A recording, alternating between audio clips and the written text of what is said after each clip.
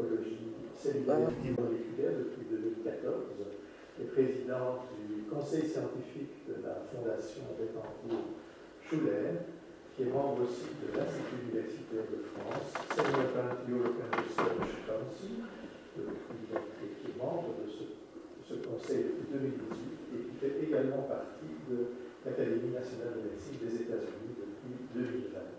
Bienvenue à vous, professeur Leté. Bonjour, professeur Leté. Merci d'être avec nous ce matin. Alors, le cher au Collège de France, on vient d'entendre un engagement médical qui se poursuit. Quel a été votre parcours et quelles sont vos missions actuelles? Bien, je voudrais d'abord vous présenter mes excuses de ne pas pouvoir avoir pu me rendre à Bruxelles pour cette cérémonie, ce que je regrette infiniment. J'espère avoir le plaisir de pouvoir me joindre à vous lors d'une prochaine réunion de l'Académie royale de médecine en Belgique. Difficile de résumer une vie en 2 minutes. J'ai eu la chance de bénéficier d'une double formation médicale et scientifique. J'ai été très marqué par ma formation clinique à l'hôpital Necker et l'attention portée aux bases de la compréhension intime de la physiopathologie ainsi que de celle de la thérapeutique. Car en effet, je menais en parallèle des études de biochimie.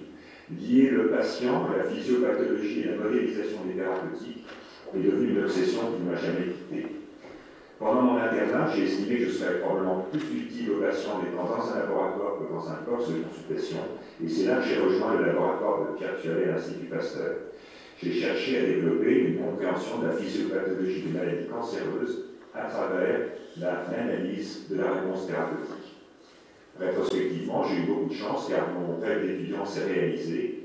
La pathologie a été une formidable ouverture sur des aspects très fondamentaux de la biologie cellulaire, par exemple, avec la découverte d'un mécanisme de compartimentation d'une molécule cellulaire en réponse au stress oxydant, ou encore la biochimie avec l'identification d'une nouvelle voie de dégradation des protéines.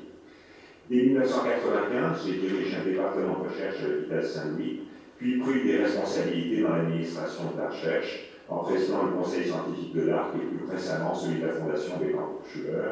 Et dans toutes ces fonctions, j'ai toujours défendu la santé par la recherche fondamentale. Au Collège de France, j'enseigne à la biologie du cancer et j'assure le pilotage du centre interdisciplinaire de biologie. Mais je reste toujours très attaché à l'hôpital Saint-Louis à Paris. C'est là que sont mes collaborations cliniques et surtout mes souris. Et j'essaie d'insuffler aux plus jeunes la même passion de la recherche biomédicale que celle qui m'anime depuis 40 ans. C'est assez rare d'entendre parler des souris que David a tendance à cacher. Alors, la recherche est centrale dans votre carrière. À l'Institut Pasteur et à l'INSERM, au Collège de France, vous êtes concentré sur le traitement de certaines formes de leucémie. Quels éléments majeurs devrions retenir?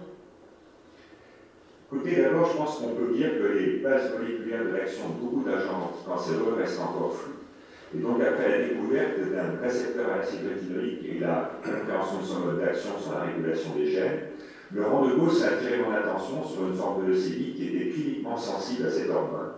Ce fut le point de départ d'une formidable aventure scientifique, médicale et humaine, jalonnée de surprises, comme la découverte chinoise par mon ami et collaborateur Chen Su de l'efficacité de l'arsenic dans cette même maladie. Au bout du compte, on comprend maintenant parfaitement l'ensemble des mécanismes de la réponse thérapeutique qui passe par la formation d'une protéine de fusion entre un gène que nous avons appelé PML et le récepteur à l'acide rétinoïque à la suite d'une translocation chromosomique.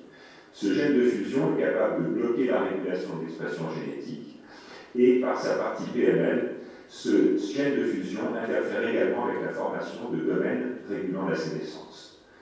De manière inattendue, nous avons pu montrer que l'arsenic, qui est le deuxième traitement non conventionnel de cette maladie, se fixe également à la partie de PML-RAR et que la fixation de ces deux médicaments, acide rétinoïque et arsenic, induit la dégradation de l'oncogène majeur contrôlant le développement de ces leucémies par l'intermédiaire de mécanismes biochimiques que nous avons élucidés.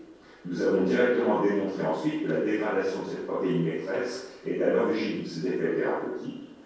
Et des effets précliniques menés chez les souris ont montré une formidable synergie entre ces deux agents, acide rétinoïque et arsenic.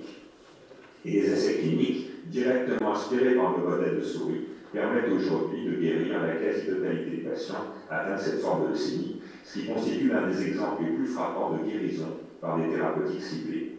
Aujourd'hui, nous cherchons à étendre les concepts que nous avons découverts dans cette maladie à d'autres formes de leucémie, en cherchant à obtenir un bénéfice clinique. Et nos travaux récents ont démontré que cela a été possible à travers des combinaisons d'agents établis rationnellement et non plus empiriquement.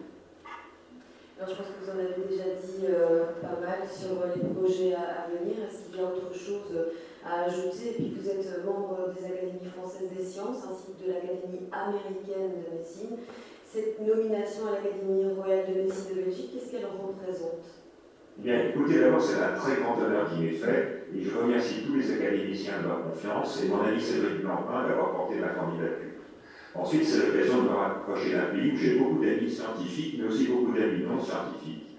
J'ai participé à plusieurs reprises à des instances d'évaluation en Belgique, ce qui m'a permis de voir le dynamisme et la qualité de votre science. La science ne vit que d'échanges et des rencontres académiques constitue une occasion privilégiée pour celle-ci.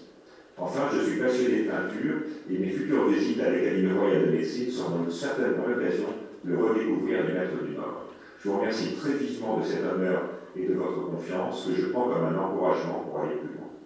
Alors je pense que vous serez heureux de rencontrer le nouveau secrétaire perpétuel qui a cette passion commune avec vous, quelle aventure.